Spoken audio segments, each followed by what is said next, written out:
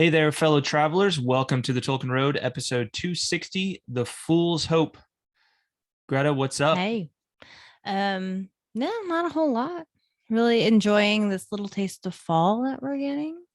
I feel a change in the air, definitely the humidity. That's been real nice. It is. It Yeah. is. All of the above And is. postseason baseball is about to start, so I think things are good. How Mhm. about you? What's going on with you? I mean, I pity the fool who does not enjoy this weather, as Mr. T would say. Wow, I like how you did He would that. say it a lot cooler than I just said it, but Yeah, he would. He and would. you'd be a lot more intimidated by him saying it, but Yeah. Yeah. I also pity the fool who's not gonna keep listening to our discussion about a fool's hope. that's right. Mm-hmm. That's right. Yeah. On that note, let's dive. Let's begin. Let's stop this chitter chatter and This begin. banter, as you like to call it. Banter, as I have it outlined right there in the script. Banter, it's like an order. It's like banter now. Greta, John, and Greta, begin the banter. Just turn it on and turn it off. So on this episode, we are discussing a passage from Lord of the Rings, one of the great passages, in my opinion, a really beautiful passage.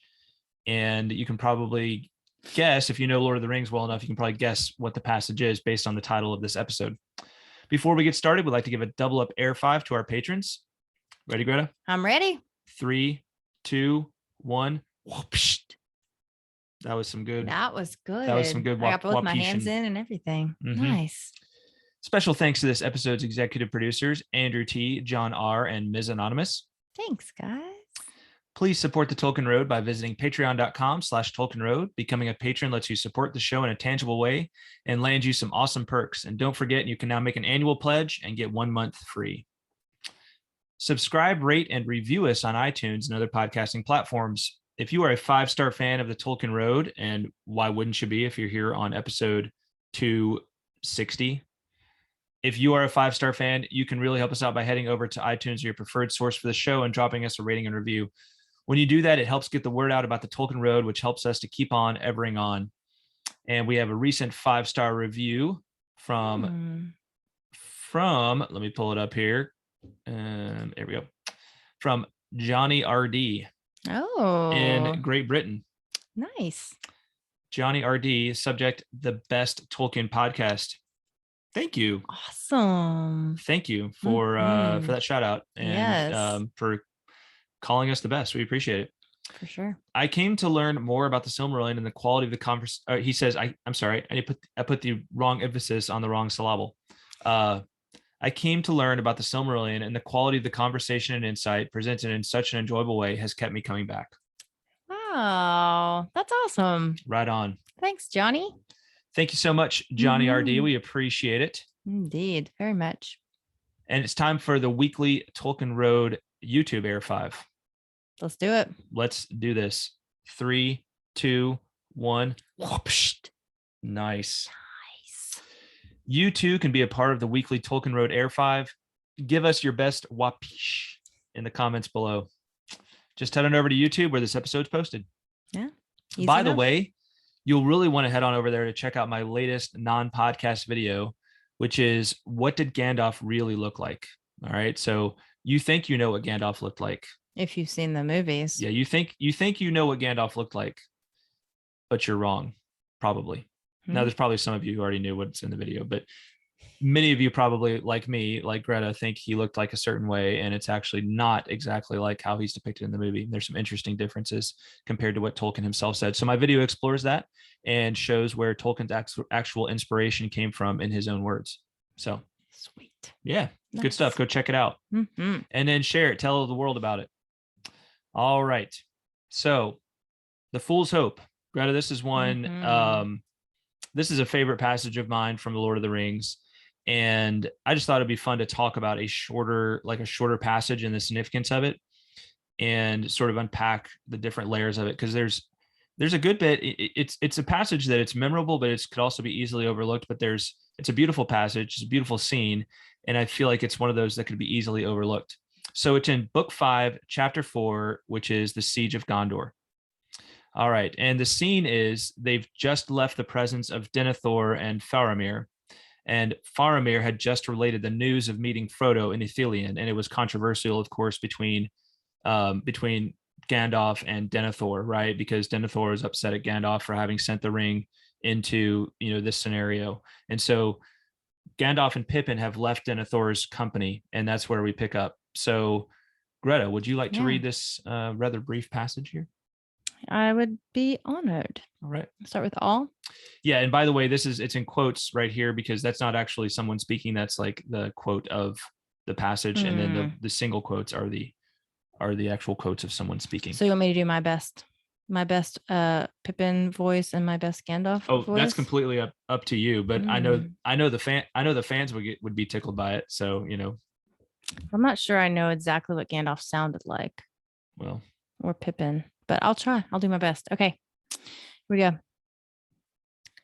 All now took leave of the lord of the city and went to rest while they still could.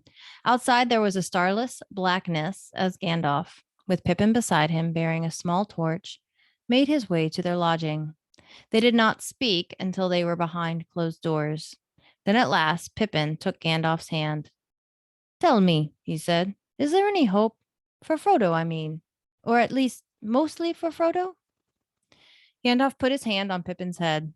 "There never was much hope," he answered. "Just a fool's hope, as I have been told. And when I heard of Cirith Ungol," he broke off and strode to the window, as if his eyes could pierce the night in the east. "Cirith Ungol," he muttered. Why that way, I wonder?" He turned. "Just now, Pippin, my heart almost failed me, hearing that name, and yet in truth I believe that the news that Faramir brings has some hope in it, for it seems clear that the enemy has opened his war at last, and made the first move when Frodo was still free. So now for many days he will have his eye turned this way and that, away from his own land. And yet, Pippin, I feel that from afar his haste and fear. He has begun sooner than he would. Something has happened to stir him." Very nice. Very nice. For a minute there, I literally thought Sir Ian McKellen was sitting right next to me. Wow. Yeah. Thanks. Means a lot. Amazeballs. Well, I did my best. No, it's good. It was good. Thank you. Very, very dramatic. Very dramatic. I would have just been like blah, blah, blah, blah. Right. And there's the words. I know. All right. It's true. So let's talk about this passage. Before I get into my, soapbox about it, Greta, anything stand out about it to you? What's one thing that stood out about it to you? Let me just ask you that.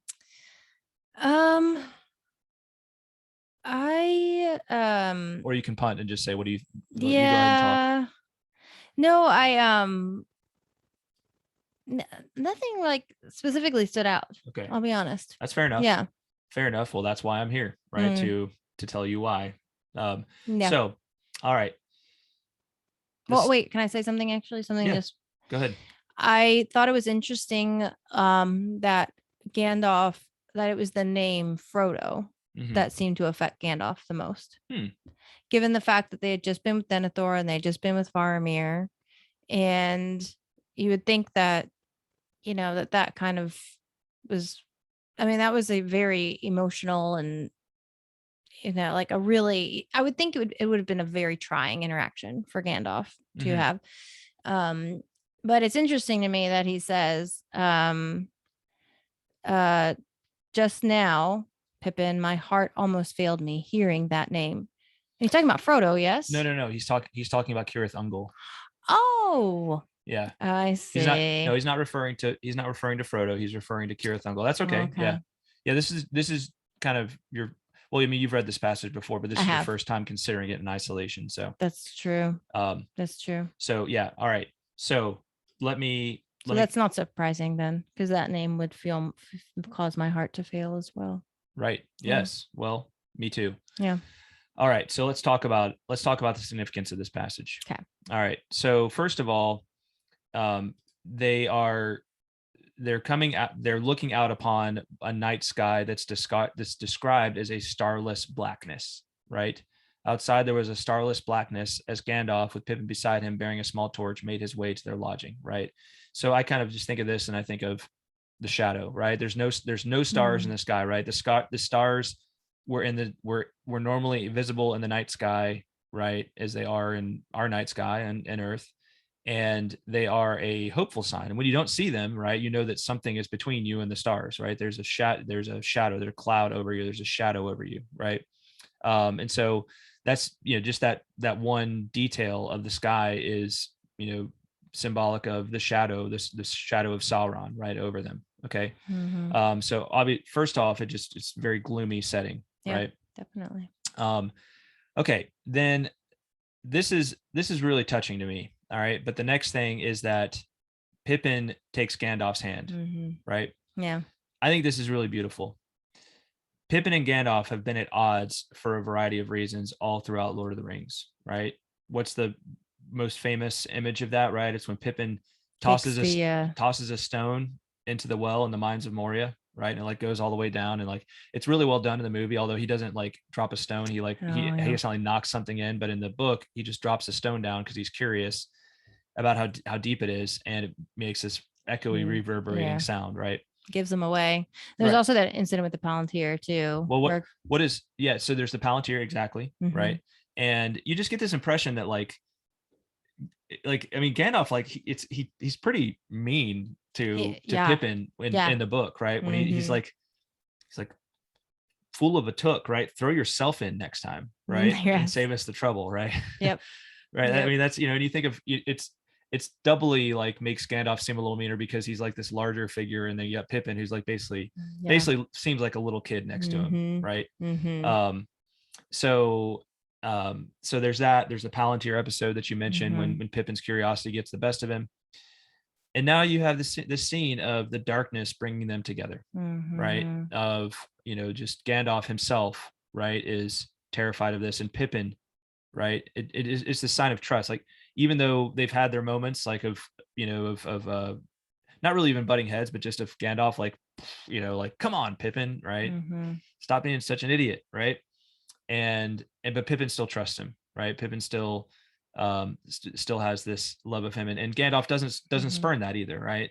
Gandalf doesn't spurn that, and I just think that's a really beautiful little moment right there. Yeah, it's interesting too that it's Pippin that initiates it, not Gandalf, because that it seems more like it seems like you would expect Gandalf to be the one to initiate the hand holding, because first of all, he's the the senior figure, right? He's the authority, and also he's he maybe feels like he has something to apologize for because of the way he's reacted to Pippin, but yeah, I think it's because Pippin is the one that initiates that contact. I think it shows very clearly that Pippin not only just trusts him, but truly loves him and is not scared of him. Like he's very, like, he's still very much like he wants Gandalf's respect and love. So absolutely, and so it's a beautiful little just scene right there, and that begins the dialogue. And Pippin says to Gandalf, he says, "Is there any hope for Frodo? I mean, or at least mostly for Frodo, right?" I mean, and really, you hear it in his voice. It's Frodo is the hope at this point, but it's the hope for the rest of us as well, right? Is there really any hope? Because they know what's coming, right? They know what's coming for them in Gondor, and then Gandalf's response is just, it's beautiful, right? There never was much hope, only a fool's hope. Now, here's the thing, and I'd never picked up on this before, right? But before we get into like what exactly the fool's hope is all about, just think of like the surface level verbal irony here, right? Who does Gandalf always call a fool? You just mentioned it, right? Yeah, right. Fool of a took. Fool of a took. Yeah. Right. Yeah. This is, he's sitting here holding Pippin's hand, and he's saying, "There's only a fool's hope." Right. So there's only the hope for someone like you, Pippin. Right? I mean, that's not what he necessarily is thinking, but he's like, there's only a fool's, like no one in their right mind would really hope that this would come about. Like this just goes against the logic of the world that we live in, right? That this would work. Yep. No one would have made this bet. And I think too, when I think of Pippin in this setting, I think of like the nobility of the Tookish line, right? So Pippin is the fool, like Pippin is the fool of a Took. And you think of that, like, why does he say fool of a Took? Is it just because that's Pippin's last name? Well, you think about like some of the greatest hobbits, some of the most notable and greatest hobbits were actually Tooks, right? Bolror Took, right? He was the one that was like the great leader that is famous for, there's the kind of funny little line about him inventing the game of golf because he, was in battle and he lopped with like a goblin's head or took a club something. and Yeah. lopped a goblin's head off and it Yeah. went into a hole. And then you have the old Took, right? Who's like one of the oldest hobbits, and he's kind of respected for his old age and wisdom. And Pippin is the fool of a Took, right? He's been put down, he's been by Gandalf, right, and being called a fool. Yeah. And but there's Pippin goes through obviously a big character transformation throughout the story. And so that name of like a fool of a Took, like it's like right here it starts to take on a new significance, right? Because it's the only hope we have, right? And it's a hope that's fitting for you, right? As a fool. Okay. Now that's just kind of the surface level irony of it. But what's Gandalf's big point in all this? It's why would Frodo go that way, right? Why would he go to the passage of the spider, right? Why would he go to Cirith Ungol?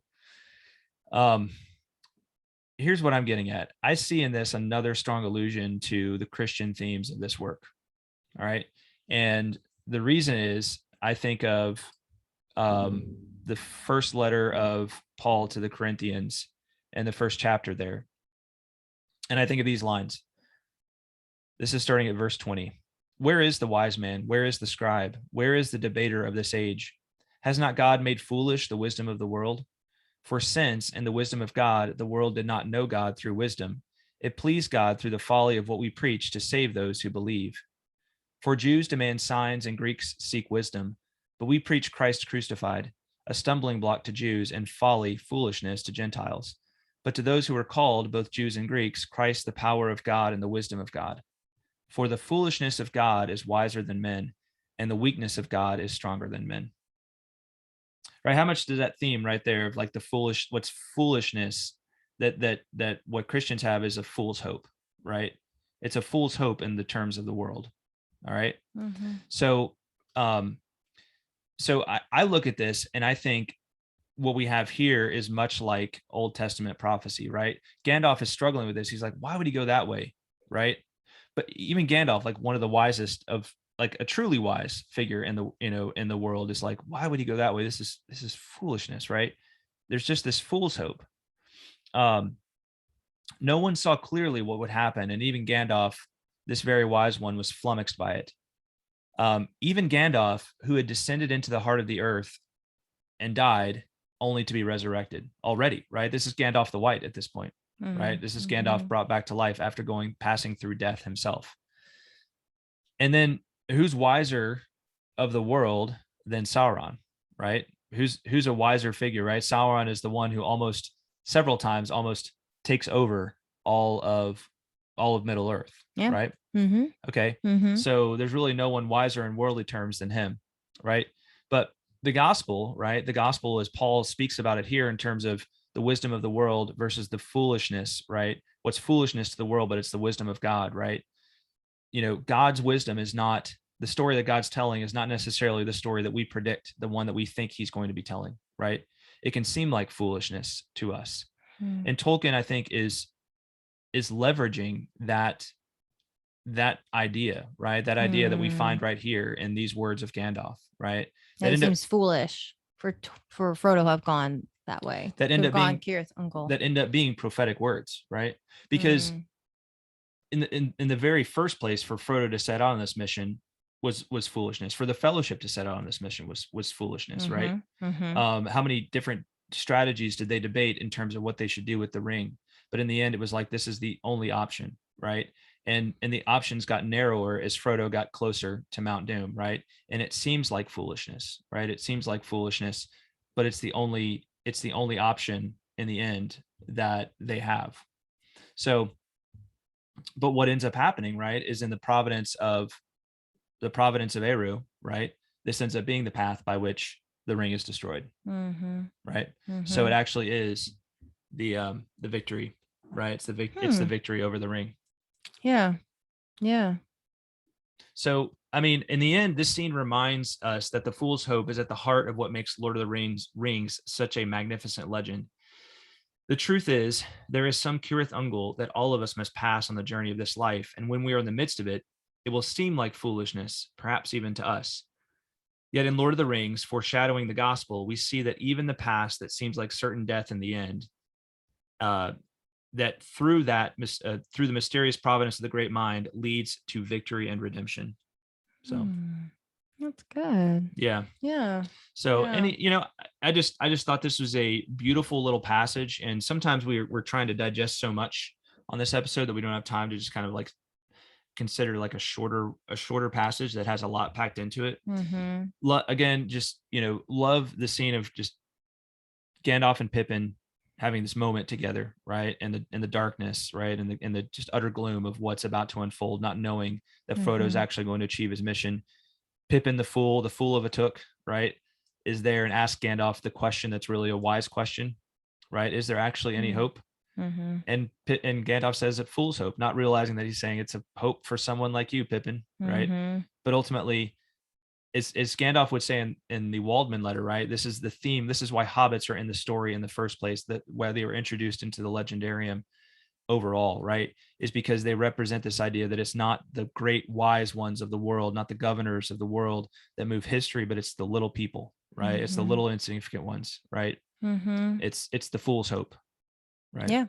Yeah. So no, good stuff for sure. And it was probably a bit of a consolation for Gandalf too, that Pippin gave him the opportunity to even think through those things, right? I mean, given the fact that they just interacted with Denethor and Faramir and the starless black, I mean, everything must have seemed pretty gloomy at that point, right? Like there really wasn't any hope. But even Gandalf realizes after reflecting on it, after Pippin asks him this question, he realizes, oh, wait, yeah, there is some hope. So it's just kind of a little bit of I feel like Pippin's question kind of breathed a little bit of light into maybe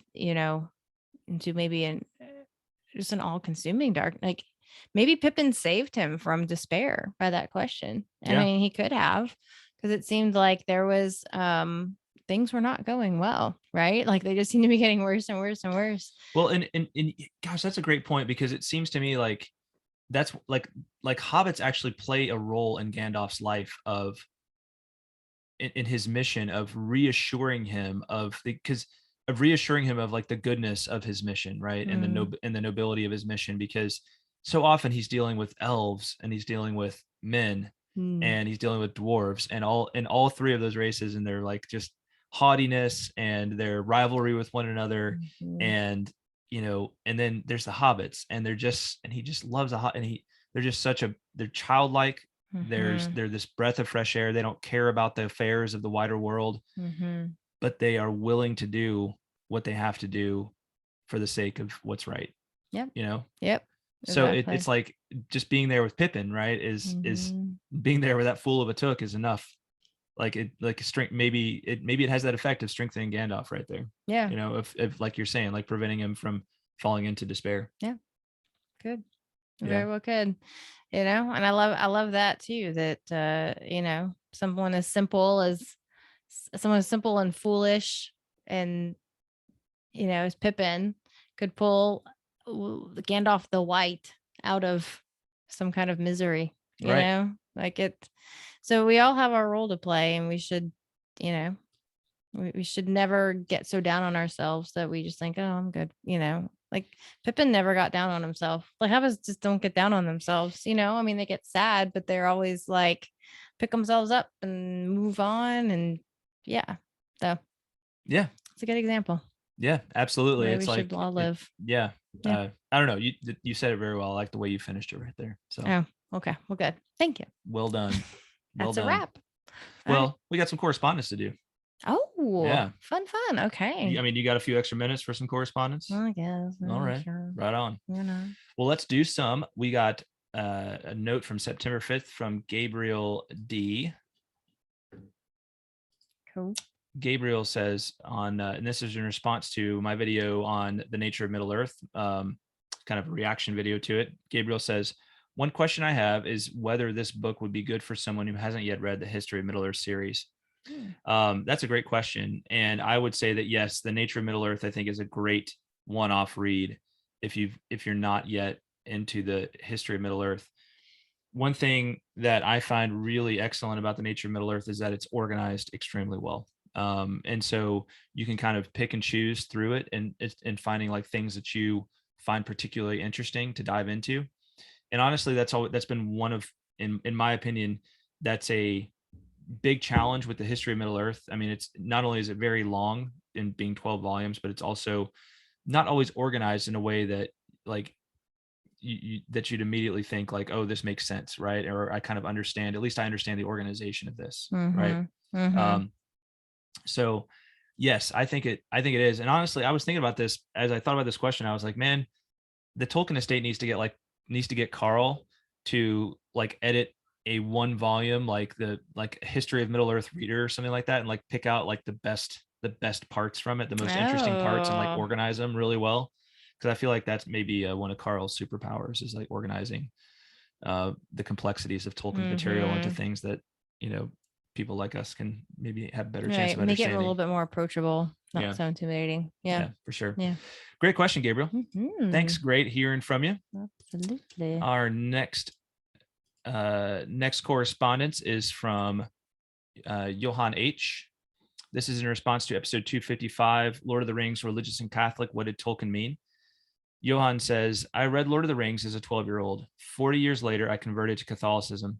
In hindsight, I understand my own road far better, and Tolkien as well. I commend you for tackling this subject. Oh, wow. Yeah. Cool. That's very cool. I mean, well said. And I feel like my one of the biggest reasons that I'm so into Tolkien is, and myself, is because I know the role he played in my own conversion to Catholicism, and he helps me to understand he's helped me to understand my own road tremendously, but I feel like I'm still always understanding more. It's this very mysterious thing that's gone on in my life, but I credit so much of my own conversion to Tolkien's works, and honestly, probably to his intercession as well. So anyway. Nice. Yeah. Thanks, Johan. Great note. Yes, thank you. All right. The next note is from Tom M., longtime listener and patron and a frequent correspondent. So this is from September 18th. All right. Tom says, this is in response to our episode on Athrabeth, the Shadow, Enya. This is basically the one we ended up calling guilty pleasures, because it was like, you know, Tolkien is a guilty pleasure, right? And Enya is a guilty pleasure. Tom says, yes, in my senior year of high school, which was 1983. That's Tom saying that, not so he's dating himself there. Just he's cool with it. If he's cool with that, I'm cool with that. So, you know, the English department chair saw me walking by him in the hallway with one of the volumes of The Lord of the Rings in my hand. He asked me why I was reading it, stating something to the effect that it was inferior literature. I replied in so many words, it's way better than Shakespeare. I wish I had added this. Shakespeare is what people tell us we are supposed to like. Tolkien is what we actually like. Nice. Nice. So, and then I wrote back to Tom and I was like, you know, I love Tolkien, for sure. I love Tolkien, but I actually really like Shakespeare. I like a lot, maybe not everything that Shakespeare wrote. I'm not as into Shakespeare, but I do like a lot of his stuff. And Tom said, you know, yeah, I developed an appreciation for Shakespeare as well, like later on, but I kind of love I do love the snappiness of that retort right there. I think that can sometimes be true, right? And it's like, well, why don't you like the stuff that you should like, right? And it's like, because I like this, right? And I think too, for Lord of the Rings, I think it just, as time goes on, it just continues to get proven out as like, this is truly like, as much as so many, maybe, you know, of whoever, right? The, you know, snobs, right? We'll just say snobs, whoever the snobs are, right? For whatever, so many of the snobs and tastemakers just do not want to give place to Tolkien. And the rest of us are just like, your loss. Like, sorry, it's amazing and it's life transforming. I don't know why you wouldn't want to, you know, include this, right? And your pantheon of great works of literature, but it's definitely there for most people. So, and the proof is in the sales, right? At the end of the day. Word. So, well, the proof is in so many things, but one of the ways is in the sales that appeals to the common person. Great comment, Tom. Good to hear from you as always. All right. We have 2 notes from Werty, another patron and frequent correspondent. get many notes from Wordy. So Wordy, I'm sorry we can't always get to all the notes that you send, but I do hope to at least follow up on all of them on a private basis. The first one is September 24th, and this is a note on episode 224. He's responding to episode 224. He says, I was listening to John's reading of the Ride of the Rohirrim on my way to work this morning, and it caused physiological sensations, heartbeat quickened, small hairs at attention, and before I knew it, I was going 95 miles per hour. LOL. Didn't get caught, though, and slowed down promptly upon realization. Otherwise, with each iteration, I find my views changing. The first reading produced a strong love of hobbits and their culture. The second read brought an intense admiration of the men of Numenor and a sorrow of their downfall from such great heights. Lately, my love is given to the Rohirrim. Can't quite put my finger on it, and maybe it has something to do with the COVID situation we have found ourselves wrapped up in, and the valor and bravery displayed by the riders as they head towards seemingly certain ruin, singing while slaying, overcome with lust of battle. Wish we had more Theodens in our world to lead us to a future of freedom and not domination. Amen to that. Yes, man. For sure. Wish we had more Theodens as our leaders, for sure. Man, there's so many middle managers. All right, and worse. All right. I've always marveled that Theoden winds a horn with such force that it splits asunder. Would love to see that captured on the big screen sometime in my life. God bless you and yours. Awesome note. Thank you, Wordy. That's cool. That I'm glad you slowed down before you like rammed into like a bank of cars in front of you, like the Rohirrim ram into the to the armies of Mordor, right? That would have been sad. So yeah, maybe I think sad's an understatement. Maybe I need to go back and put a warning at the beginning of that. Be like, if you're driving, you may want to pull over while you listen to this next part. So I think that's one of the scenes that's done really phenomenally in the movies, too. I mean, I can't watch that without like tearing up and getting all goosebumpy. Oh, my reaction is like, can I go ride with him and ride with him now and die in glorious battle alongside? I don't know how to ride a horse, but can I learn real fast, please? So I can die with you? Yes. Yeah, it's an incredible scene. It really is. Yeah. And beautiful in the book as well. Absolutely. And then another note from Worty here. So and this, I'm sorry, let me make sure I got the right one here. That's not Worty. Here we go. Not that one either. There's two. All right, here we go. He says, P.S. Your podcast was even better the second time through. It's a road I could walk perpetually and feel no sorrow. Whoa. Awesome. That's fantastic. That is truly fantastic. Yeah. Thank you, Wordy. Thank you. Thanks for listening a second time through. That's awesome. So, I mean, what more can we say? We're honored that you do that, that you listen a second time through. All right. So moving on to a note from Daco Poper, I think. Daco Poper, I'll just say that, 9/26 on September 26th. This is in response to episode 258, which was the episode I did with Michael Jahosky on Defeating Evil, a Middle-earth guide. So Daco Poper says, I'm not a religious person, but I do enjoy the way Tolkien included this stuff. It really shows the beauty of the myth of it without beating you over the head with it. One thing I was kind of surprised by in this podcast was that you were talking about Eru having a plan for man that didn't involve being corrupted by Melkor. I was under the impression that Eru wanted to tell a story about melancholy and grief and the inherent beauty in that. And since Eru said to Melkor that he couldn't do anything that wasn't in his plan, and given that Eru created Melkor and made him so powerful, that the marring of Arda was definitely part of his plan. As a tangent, another thing I've never understood is why Eru, or the Christian God, wants people to worship him. Like, why not just desire for people to do good without the need for worshiping? Mandating worship seems like an act of domination itself. And like, you might say that it's optional, but I really get the vibe that he really wants you to. There goes Tolkien tricking me into having a theological debate. Yeah, you gotta be careful with Tolkien. That's what he'll do, right? Because it's all over these works. So you have a couple of really good questions in there, and I did respond on the comments themselves on YouTube, but I thought this was a good question and worthwhile to address on the podcast. I want to deal with this second big question, the why worship, right? So my response to you on YouTube was that I don't believe that worship, like, to me, worship is actually not something that we don't like. The Christian God doesn't command people to worship him for the sake of him, right? He commands people to worship him for the sake of them, right? For the sake of their own healing, right? For the sake of their own growth and maturity and being put into right relationship with reality. Okay. So that is like the proper understanding of why Christians worship, right? When we go and when Greta and I go to mass, and we take our kids to mass and we participate in the liturgy, right? It's the work, right? That's the word. That's what the word liturgy means. It's the work. It's the divine work, okay, that we're doing, that we're participating in. So we learn to do things the way that God would have us do them through the act of worship. Okay. The other aspect of that is that when we see something that's true, good, and beautiful, right? When we behold certain things that are true, good, and beautiful, like the Lord of the Rings, the book, right? What do we want to do? We want to talk about it. We want to kind of heap praise upon it, right? Because it is beautiful, right? It's a spontaneous action that results from our love of this thing and our appreciation for it. Okay. And so with Christians, again, we believe God is the one who is the great good, the great true, the great beautiful, right? The ultimate good, the ultimate true, the ultimate beautiful, right? Goodness, truth, and beauty itself, right?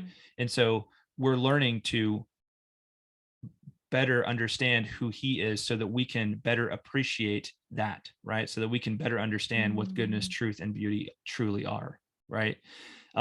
So just in a nutshell, the reason he commands us to worship him is the same reason a doctor would command his patient to do something, right? Not to worship himself as a doctor, but to do something. It's for his healing. It's for his own sake, right? It's the same reason a teacher would command something, right? It's for the good of the student, right? And their development. So, that's how I view worship, right? That's how I view all of it. And so that's that part of the question. I mean, does that make sense to you? I mean, you've got a stake in this too, so I don't want to take away from your opportunities to say something. Yeah, no, I completely agree. I guess maybe the only thing I would add or comment on is that the worship, at least for me, really helps to put things in perspective a lot of the times too. Like it takes yourself outside of yourself and outside of your little, your little bubble that you exist in. And it just serves to remind you that there is something bigger than yourself. And there's, that there's more important things in life than what the little worry that you're dealing with at this point. And that there's also the opportunity, like it also provides you with the strength and the resources that you need to kind of help work through with whatever you're dealing with. So yeah, it's practically speaking, that probably ties in with the healing portion that you were talking about. But yeah, I just feel like it just takes you outside of this world. And sometimes it can see that this great point, and sometimes it can seem like, well, why is it like so forcefully commanded in certain instances, right? And I think there's some truth to the idea that, like, I mean, why do I have to be like, force my kids out of bed when it's time for them to go to school, right? It's like, because that's kind of the nature of like when we're, of childishness. And I don't want to point to my kids. Why do I have to set an alarm clock for myself and kind of force myself to get out of bed in the morning, right? When I know I need to, right? Yeah. Because I need to, right? And I need to kind of like master the flesh, right? I need to master like what's weak in me and become strong, right? And and so there's that aspect of it as well, right? So when God maybe forcefully commands those things, it's because as Christ would say, he's dealing with somebody who's hard of heart, right? Who doesn't, is so far off that they kind of need they need a good push, right? Yep. They need a good push. Yep. Anyway, so it's a great question. And then I do want to deal briefly with the first part of the question. I was under the impression that Eru wanted to tell a story about melancholy and grief and the inherent beauty in that. And since Eru said to Melkor that he couldn't do anything that wasn't in his plan, and given that Eru created Melkor and made him so powerful, that the marring of Arda was definitely part of Eru's plan. And so my response to this is that I think free will was part of Eru's plan, right? Because in order for a loving response to be as loving, so you want, God would desire a free and loving response as freely as possible, right? And so that is the ultimate goal. And so for that to be a possibility, there needs to be the possibility of not making a free and loving response, right? And that's where the free will aspect of it comes into.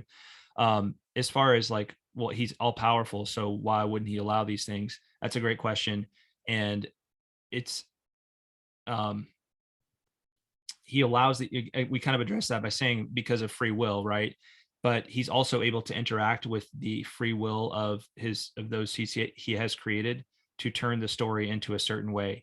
And yes, he does appreciate like melancholy and grief and the inherent beauty in those things, but I don't think that God or Eru is ultimately a tragedian, right? Someone who is just totally invested in tragedy, right?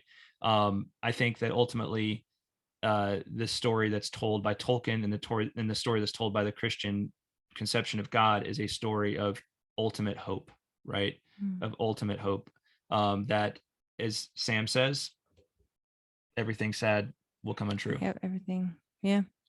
Well, he asks the question, right? Right. Everything's sad. Yet it will all have been, and it will remember it, and will remember those things, but they'll only be sad in the sense of like where joy and sadness meet, right? Where that joy, like where we know that, right? Like in this life where somehow joy, like sadness melds into joy, right? And it just sweetens the joy even more, right? When we receive the thing back, right? Yeah. We receive the thing that was lost back in full and maybe changed into something even better, right? Still the same, but even better, right? So, I mean, the mystery of sadness and joy and the intermingling of the two is something that Tolkien was definitely contemplating all throughout these stories. So, I mean, Doggo Pooper, I guess what I'd say is like, this is just that's what's so wonderful about the Lord of the Rings and the whole Legendarium, is that it's this massive like meditation on the mystery of joy and grief and free will and love and heroism and all of these things that make our existence wonderful and fascinating, right? So yeah, great question. Really, really good. Thank you for asking the kind of question that I love to just drone on about. So as you now have witnessed, hopefully my answer was pretty good for you. That's good. All right. So I think we're gonna cut it off with one more question. This is from Dakota Wisdom on September 28th on Gandalf's appearance. So this is, again, I made a video that just came out this past week on Gandalf's appearance based on what Tolkien had to say about it in the nature of Middle Earth. So you need to go check out the video. I'll link to it in the show notes. This is Dakota Wyndham, says, I really don't think he would have cared that much if Gandalf's hat wasn't as blue as he pictured it. Although Tolkien was a rather peculiar and particular person, so actually he probably would have. Exactly, right? So trust me, as I made this video, I was like, is anybody gonna really care that much like about this stuff? And I was like, well, Tolkien cared. He like took the time to write about a certain depiction and say exactly what he thought Gandalf looked like, right? Yep. And he does that everywhere. He's always picky when it comes to people trying to depict his things. Sometimes he likes the things. He actually liked certain things about Pauline Baines's illustrations, which is what he's reacting to in this case. But there were other aspects he didn't like, and he said exactly what he didn't like about those and what was wrong with them. So, and I thought it'd be interesting to apply the same things he said to Peter Jackson's depiction of Gandalf. So, yeah, good. Yeah, that's actually really funny. Yeah, I think she's right. I think she's right. Yeah. So, or he. So I don't know, he or she. Oh, I assumed he. Sorry, maybe not sure if he or she. So My yes. bad. Sometimes I guess there's a Dakota Fanning, right? It would be a she. So, and then but I've known there's a Dakota who's like a Congressional Medal of Honor winner who's a guy. So, or maybe they're just talking about the state where they live. Well, maybe. Anyway, it was I think that was a good comment. Yeah. Faux show. All right. No dime for no mo. Well, that's all we got for now. I think we got plenty of correspondence to get to next time. So okay. Sounds good. Yeah. So Love to hear from you. Yeah. TolkienRoadPodcast@gmail.com, TolkienRoad.com, Facebook, Twitter, YouTube, etc. And that's all for this episode. Thank Yeah. you to our amazing patrons, especially the following: Andrew T, John R, Ms. Anonymous, Caitlin of Tea with Tolkien, Shannon S, Brian O, Emilio P, Zeke F, James A, James L, Chris L, Chuck F, Azia V, Ish of the Hammer, Teresa C, David of Pints with Jack, Jonathan D, Eric S, Eric B, Johanna T, Mike M, Robert H, Paul D, Julia. and Werty, Thank you guys. as well as those celebrating their patron anniversary in October: Heathen Rohirrim. And Adam. Thank you both. Yes, thank you And guys. thank you to all of our patrons and to all of our listeners. Mhm. We will talk at you next time. Bye, y'all. Bye-bye.